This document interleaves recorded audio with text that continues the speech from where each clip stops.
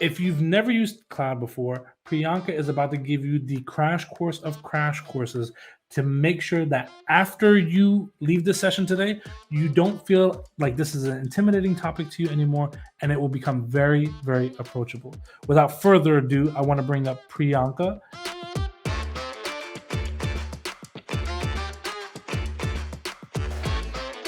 Priyanka! She is the dev advocate for the Google Cloud team. Priyanka, the floor is yours. Hi, thank you so much, Danny. I'm so excited to be here. And everybody, like Danny said, this is a crash course of a crash course. Cloud is so big that there's no way anybody can cover it in 30, 35 minutes. I'm going to do my best and we will cover, let's see if I can move it. Okay. We will cover everything from infrastructure, storage to analytics, machine learning, operations, security, but it's all going to be extremely cramped. It's going to be short. I'll give you lots of resources to go study or reference later. But with any further ado, let's just get started. And please keep the questions coming. I have this other window open where I can see your questions, and I will answer them as they come in. So, all right, with that, we'll start with something. We'll learn all of these concepts with kind of going through like you are building something on the cloud. So I'm taking this example of obviously very famous foo.com, right? We're all building this foo.com. Let's say it's an internet facing application. It could be a website, it could be a mobile app, it could be anything that users may want to use through the internet. And you're trying to build this on Google Cloud. But first, we're going to go through it in terms of components, and then we will try and build that architecture on Google Cloud, just so you can see if you were building it anywhere else, how that looks like, and then how you replace some of those components and create it on Google Cloud. So with that, let's say we're trying to build this. The first thing we need is a web server. And then from there, you need to resolve that web server. So you've got all your code on the web server. You have your JavaScript, your HTML, everything that you need in order to serve this website. But our user cannot get to it unless they resolve that web server. That foo.com essentially needs to have that IP address to connect to. And that's the IP address of our web server. But our browser doesn't really know that. The first thing it does is it goes to the DNS server, which is kind of like this telephone directory, but for host names and IP addresses. So the browser goes with foo.com and then asks the DNS server, what is the IP address for foo.com? And then it responds back. And there's a lot more that happens on that DNS server. There's recursive resolving, there's caching. So if your site is really, really popular, then it's probably just cached in the DNS server, the nearest resolver, and then you get the IP address. Otherwise, it could also go to the next resolver and then the next resolver in order to get the IP address. But you got the IP address. Now, this user who was trying to access foo.com is able to get that IP address and connect to your web server. Okay, we are in business, but from there, you're not always just going to have everything on your web server. It's always a great idea to separate the business logic from the web server, from your front end. So you're going to have some sort of backend, which is an application server that's going to talk to some sort of database that's going to say, you're a retailer, for example, you're looking at inventory in that database, or whatever else you're trying to do, you will need some sort of database to store that information. Maybe it's an employee database or a customer IDs or stuff like that. So you'll need a database to store that information. The application server would handle things like, okay, what was the address for this person so that we can ship this item to them. So all of that needs to have some sort of separation. So you have a web server, app server, you have a database.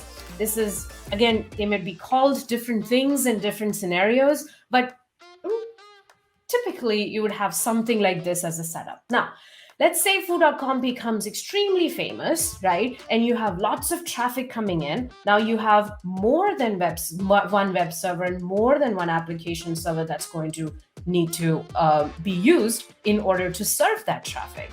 But with increasing web and application servers, you also need to know which one to send the traffic to. That's when you start to need a load balancer. And also think about, so I have the relational database and the non-relational database come in. They have two different use cases for databases. So sometimes you might just need something for transactional processing. And for those, you need a relational database where you can structure your data into tables. This is like SQL and databases that where the schema is going to be predefined. Versus non-relational, usually used with analytics processing, large amount of data. NoSQL databases is also what this is referred to. And you're looking at these as unstructured data sets. You usually use documents, key values, graphs and wide columns. Databases in this category, they're easily horizontally scalable. For relational databases, in some cases, you actually have to vertically scale them, meaning you have to make the size of the database bigger, versus in horizontal scaling in general, you increase the number of servers that serve those requests. So there are two different types. This scaling concept, by the way, applies to your web servers and application servers as well. You typically want to scale horizontally, not vertically if possible, because at some point you're going to need to expand horizontally with increasing your CPU. You don't want to increase your CPU and memory, but you want to increase the number of servers that are handling that traffic. That's always the best idea. Okay, and then your databases, you also don't want to keep hitting them for same request again and again. So for requests that are happening multiple times, you want to cache. You want to create a database cache so that your database is not doing lots of reads and writes, and you can just cache. You can just use the cached information from a DB cache, and any of the static files and should definitely be stored. Static files meaning your images, your JavaScript, your CSS, those types of things that don't change often should be stored in a block storage in an external storage, and your videos and images and things like that. Now from there, so you've got your application. Now your users are coming in from multiple different places. So they're not just all, say, in United States. You have a few users in Asia, you have some in Europe, and then you have some in other parts of the world. Now you want to make sure that all of them are getting the lowest latency possible. And the way to do that is using a content delivery network in the middle, so that the users can access the, let's say I request an image on your foo.com, right? That image, if it is cached closest to me, physically closest to me on a server that's close to me, that's what CDN would offer. And that would reduce the latency, because the request is not going to end up traveling through the entire internet across the world to a storage location that's, say, in US, but the user is in Asia. So that's what CDN does. It helps you deliver your assets, your files, or any type of content closer to the user, so you don't see the spinning, and you keep the user happy by not. Some businesses, this is extremely useful, right? Because you don't want the user to have a lagging experience. And then from there, now I'm going to talk a little bit about how the data works. So you've got your web server, you've got your app server. There's lots of data that's being generated in these systems as the users are using your application. So there could be clickstream data that you want to analyze later. You just want to ingest that data in real time, and also your batch data that could be stored in storage. Let's say you are a site where you allow comments or reviews and things like that, which is user-generated content. You could store that in some sort of storage, and then batch upload that. So some of it is coming real time, some of it is coming in batch, and you want to ingest that into your system. Then you would process it, enrich it, clean it up per se, and then put it into a data warehouse. and you also upload some of your items from your database, which the process is called ETL, extract, transform, and load. All your batch data from your databases could also make it into your data warehouse. So data warehouse becomes this place where you've got all your data that's processed and enriched, and now your data science teams, your analytics teams can start to use that data to create dashboards, create machine learning models, and predict and forecast the need for, say, more product or a new type of SKU or something like that. All of that you can do now because you have ingested that data, stored it, processed it, and put it into a data warehouse. Now from there, this is the thing I should have probably mentioned earlier. When you're storing your media files and things in storage, if you have say some sort of let's say you have a mobile app. A mobile app user would see a different or smaller sized image than a user that's on the web because of the space on the device, right? So you might want to process these images, like let's say you're putting one size of image in the storage, but then you have this extra process going on as a function, as a piece of code that's just going to either resize that image for mobile or transform it or transcode it if it was a video in a different format, and then push it back into storage. That type of small processing can be done with just a function, a piece of code. A serverless function could do that and then spit it back out in the format that you want. So you want to separate all of that out from a web server and application server because you want to keep those processes cleaner and separated out. Okay, from there you could also have like say if food.com was an app which is a retailer. I ordered something, it's going to get shipped. You want to keep the user informed by sending them messages, notifications, and things like that. You could put that into a queue, and because it doesn't have to be a synchronous process. Like it doesn't have to happen on a web server or application server. It can just happen through an asynchronous queue. So you would put those messages in the queue. So you would have some sort of a queue there, and all of this needs to be in a private network. So not everybody can think the web server and application server shouldn't be able to talk to other pieces. Like if app server is only supposed to talk to web server, then that's all it should be supposed to talk to. It shouldn't be exposed to the internet. The only thing that's exposed to the internet is your web server through, say, port 80, and that also through a load balancer. So you want to make sure all your databases and other things that are in your environment are all within a private network, so they're not exposed. And along with that, you need to make sure that's all monitored and all secure. This is all, like, I'm going extremely fast. All of these individual pieces can be their own presentation.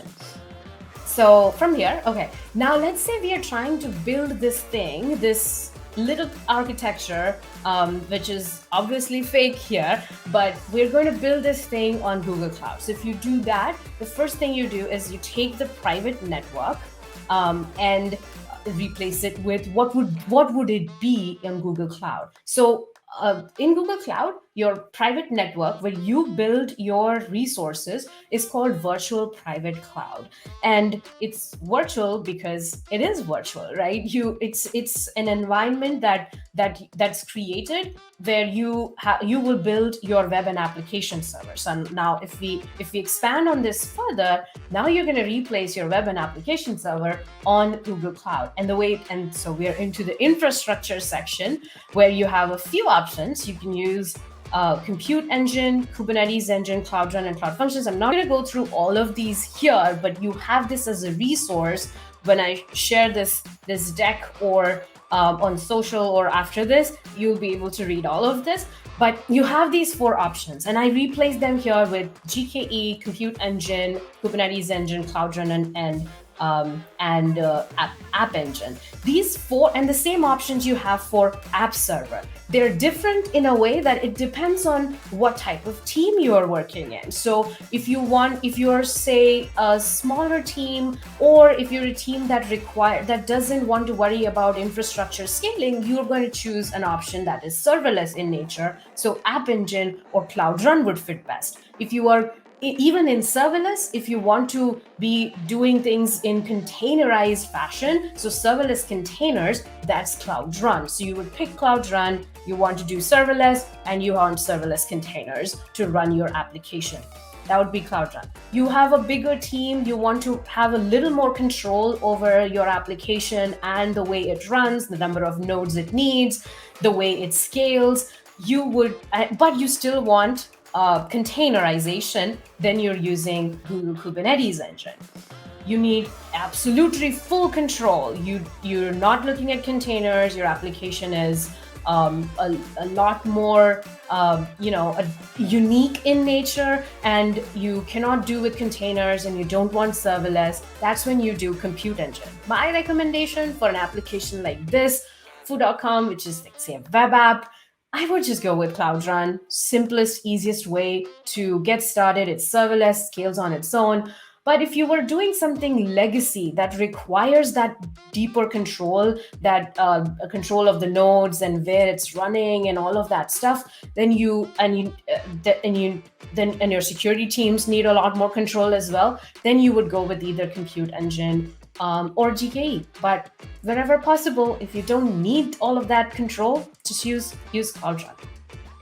Okay, now we come to load balancer. The load balancer is obviously the thing that's helping your backend or your app servers and your web server get the data to get your request into the system.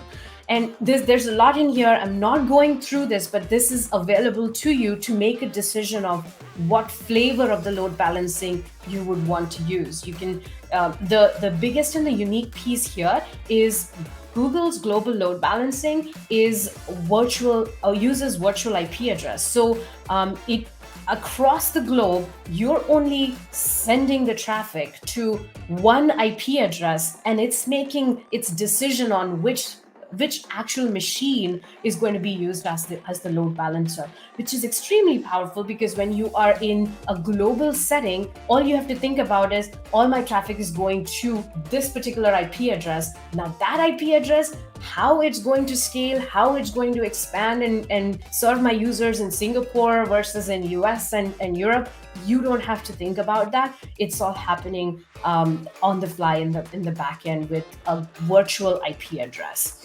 More details on this are all in here, and you can read more when I share this. So now you've made the decision of getting a load balancer.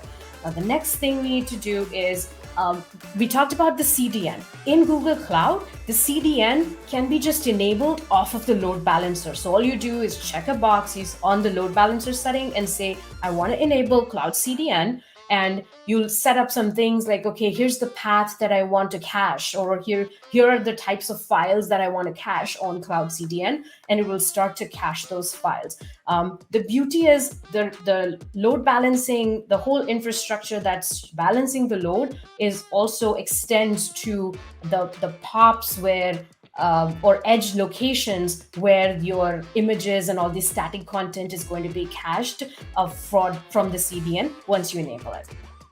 Okay, from there, cloud storage. For storage, you just use cloud storage, which is all your static files. For your database cache, you have memory store, which is managed Memcached or Redis. And for your relational and non-relational databases, you've got some choices and decisions to make depending on what your data is and what your use case is.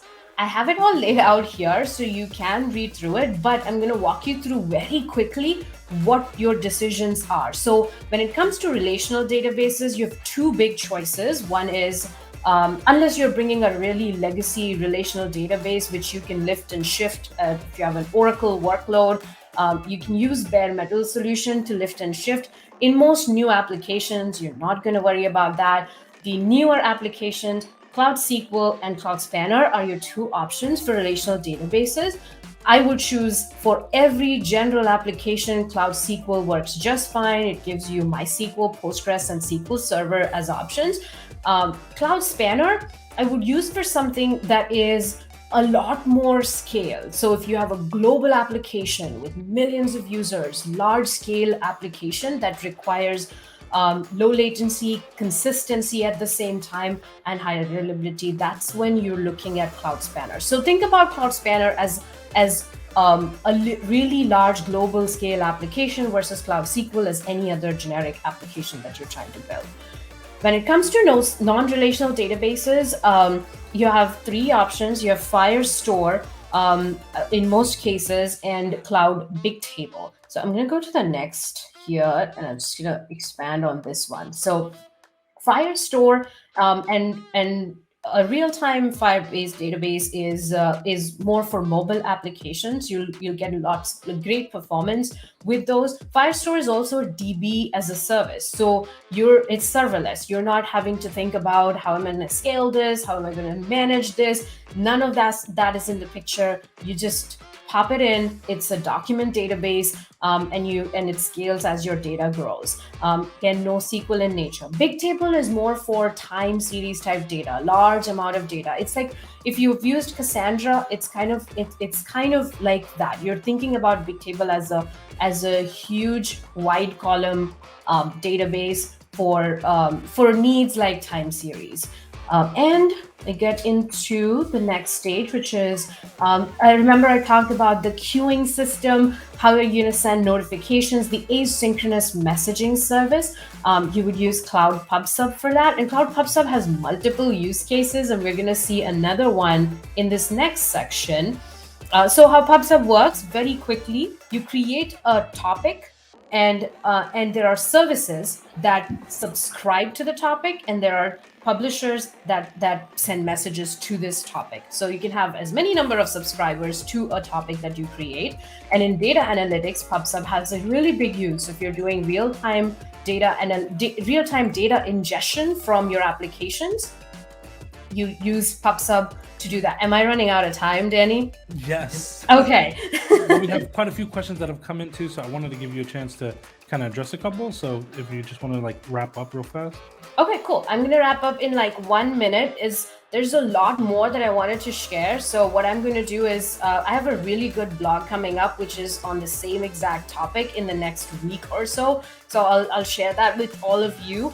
But it's going through data analytics, it's then going through, right, let me skip through all of this, machine learning and AI. Yeah, I was going to go through the decisions between when you should use no-code, low-code machine learning and when you should actually build your ML and AI models. It's very important to know that and not waste time on creating models if you really don't need to. So that decision, and then operations and monitoring and security. There's a lot in security. Again, like I said in the beginning, there's so much that every single topic can be covered in. And I have a blog coming up, so I'll share all of this with you all. But feel free to ask any questions after. Cool. Yeah, and one thing that I would go ahead. No, go ahead. One thing I was going to say is Priyanka has an amazing Twitter account that I highly recommend. If you're not following her already, go ahead and fix that mistake.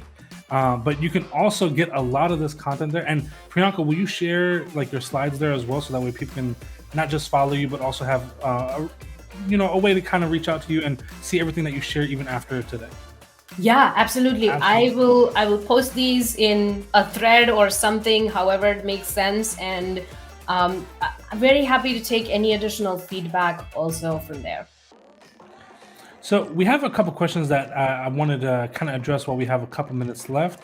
This first one from John: are there any personal plans from Google Cloud that will allow someone to practice all of this on a smaller scale? So we've got some things going on that would allow you to get into the console and try it out internally, and not having to say maybe put your credit card in and things like that, which would really create that sandbox showcase type style. There's also work going on along the lines of not having to you build the thing, but it's a already built, say foo.com, and you're just going through how it was built, what are the different components, clicking on it and seeing that. So no promises on when or or timelines, but there is definite those things are definitely being considered.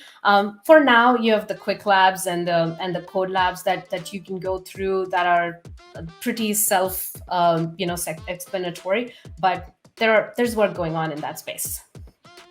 One thing that I'd even kind of highlight here, if you look at any Google Developer Group GDG program, we do Cloud Study Jams. And one of the coolest things about the Cloud Study Jam is by attending that Cloud Study Jam and actually completing that lab, you get complete free access for a month to the platform.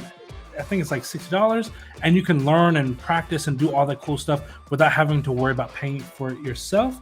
We have a lab that will be after the next talk as well, so that could be your first experience with actually doing your first code lab.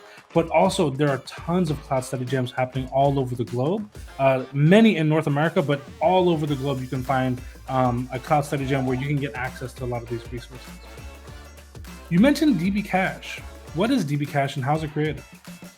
So database cache is really for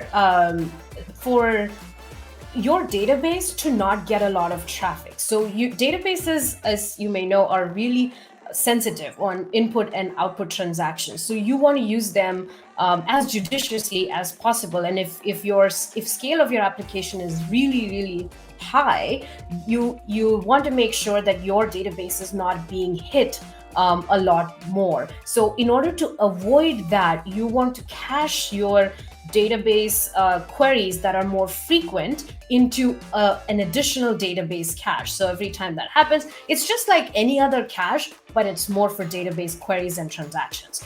And there are Memcached and Redis have these applications for database cache. A memory store is a managed Redis and Memcached basically, so you don't have to worry about like how am I going to scale my DB cache. It's going to scale and manage all of that. Take all of that away from you, and you can just worry about how you will worry about caching your database queries than scaling it. And this last question that we can kind of address, in one of the diagrams you had mentioned app server and web server. What is the difference between them in terms of responsibility? Yeah, great question. So you think about it as a three-tiered architecture. So in a three-tier architecture, you have your front end. So think about app server as responsible for serving your front end, and your web server as responsible for serving your front end, and the app server responsible for serving your back end, which could do things like all the business logic. Okay, you've gotten a request from the front end. Now, what happens with that request? If you're going to serve it, look at the inventory. Do you have the thing available in inventory? All of that shouldn't happen in one server. That should happen on the app server because that's your business logic. And what happens if it's not in inventory, or what happens if it needs to, if it is ordered, now you need the address. All of that should be separated from your web server because that should just handle your front end. So that it's just the way you architect. You could do ideally all that I said in one server, right? But that's not going to give you the separation and flexibility to expand further. Priyanka, thank you so much for being a part of this and doing this talk. I think, number one, you can see the chat. I've even screenshot some comments, like they were completely over the moon with everything that you shared. I'm hoping that you'll be in the Slack channel for a couple minutes. Maybe you can answer a couple questions. So for those of you that still may have some questions, please check out the Slack channel. Priyanka will be in there and can answer that. And thank you so much for being a part of this, Priyanka. Thank you so much for having me here. I'm excited to answer your questions either on Twitter or wherever. I'll post the content as well on Twitter. So let's stay connected. Absolutely. Thank you.